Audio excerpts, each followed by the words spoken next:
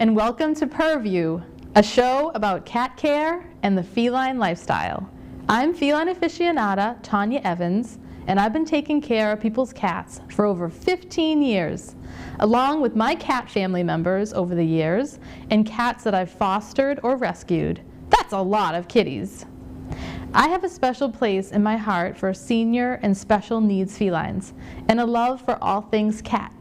So cat lovers, sit back and enjoy a show for you. Today's episode is about diabetic cats. What would you do if your cat was diagnosed with diabetes?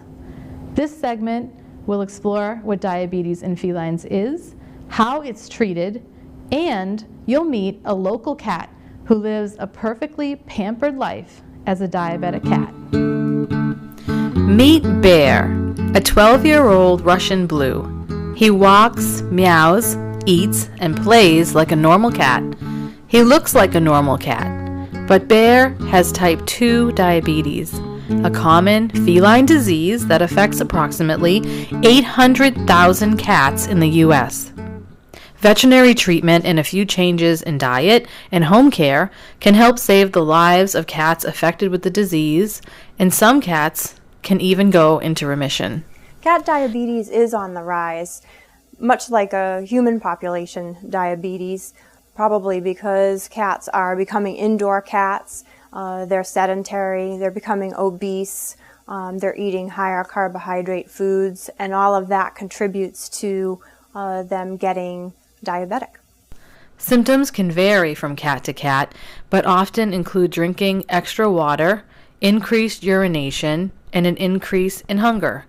Diabetes is basically too much sugar in the bloodstream, and it happens when insulin, the hormone that tells the blood sugar to go into the cells, is either decreased or the cells don't listen to the insulin. So the blood sugar, the sugar builds up in the blood, and the cells become starved because they can't get the sugar that they need to eat. Bear lives with cat guardian Kevin Conti in Kingston, Massachusetts. One day, Bear's family noticed that he was drinking lots of water and gaining too much weight. After a blood glucose test at the veterinary office, Bear was diagnosed with diabetes. He was drinking lots of water and he was gaining too much weight, and so we took him to see Dr. Averill and Dr. Cassandra Kelly and at the cat clinic, and so now we draw his blood every few months. We have a lot of cats that present to us with owners complaining about an increase in their thirst or an increase in their urinations. Sometimes the problem has gotten so bad that the cat is not always using their litter box. They have to urinate so often that they've chosen maybe a second spot other than their litter box, and then the owner comes in complaining that the cat is no longer using their litter box consistently. Sometimes we'll just see a generalized weight loss or a lethargy, but sometimes we'll catch it just on routine blood work. We'll have a cat that comes in for his annual exam, and we'll take a look at some routine blood work, and we'll notice that they have a higher than normal blood sugar. Treating diabetic cats consists of 3 main home care changes: special diet, giving insulin, and home monitoring. The first and easiest change Kitty will notice is in their daily diet. Changing the cat's regular kibble for a delicious, low-carb, high-protein alternative will rest the pancreas, as it will have less sugar to deal with. The best results occur when cats eat canned food. These cats have a higher rate of remission from diabetes. So there does seem to be a breakdown in the cells of the pancreas that produce the insulin. These are called beta cells. And if we rest those cells by giving the cat some insulin, we usually can get those cells to come back to life and start producing insulin again. Once trained, giving insulin is very easy, and most cats accept the insulin with no problem, and they soon realize that it makes them feel better. Once I explained to a client that giving the cat an injection sometimes is easier than giving them a pill, sometimes they relax about it. If the needle phobia isn't too great, then oftentimes we can get them to see how small the needle is, see how small a dose of insulin they'll actually be required to give to the cat, and hopefully we're not going to need to do this too long. Sometimes we can do this for a couple of months, get the cat into remission, they're no longer in need of insulin.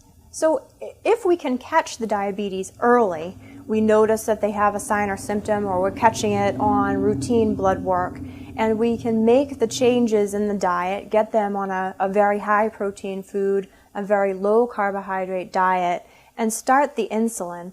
It starts the process of resting the pancreas, and oftentimes the pancreas will come back and start to produce insulin again for the cat.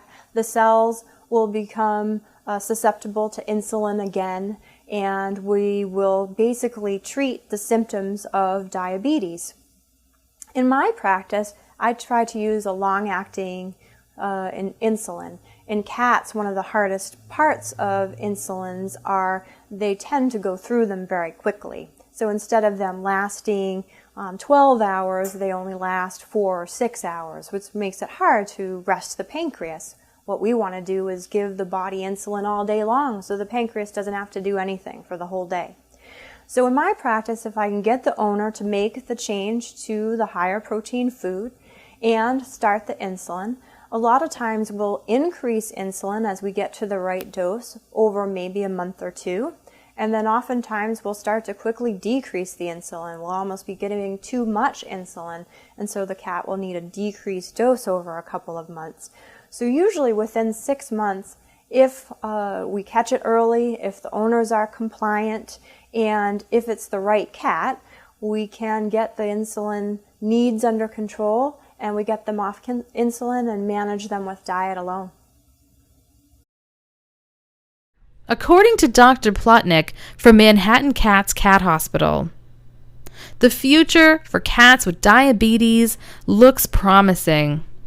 Diabetic cat food, new types of insulin, home monitoring devices make managing diabetes in cats easier for owners and help diabetic cats live long lives.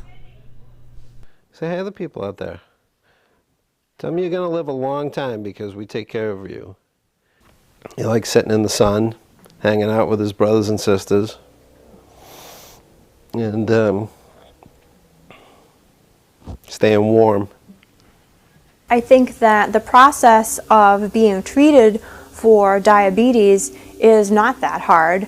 Many cats don't even notice that their owner is giving them an injection, specifically if the owner is giving the injection while they're feeding them some yummy food. Many cats enjoy their new diet of a higher protein diet or canned food as opposed to their dry food. So I guess there are some challenges to treating them. They do have to come to the vets and get checked out once in a while, which most cats don't find ideal. Also, some cats really enjoy their dry food diet. I'm not sure why, but they get really used to it and they don't want to switch over to canned food, and that makes it a little bit harder probably for them. But the quality of life otherwise, once we get them so they don't have symptoms anymore, I think they feel quite good.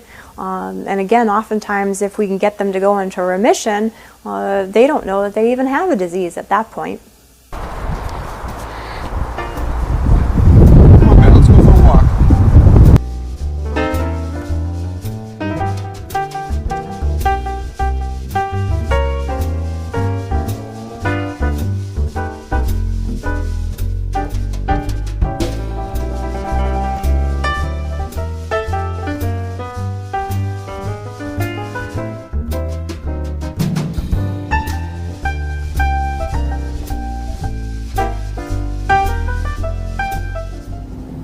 Diabetes in cats is a treatable illness, not a death sentence.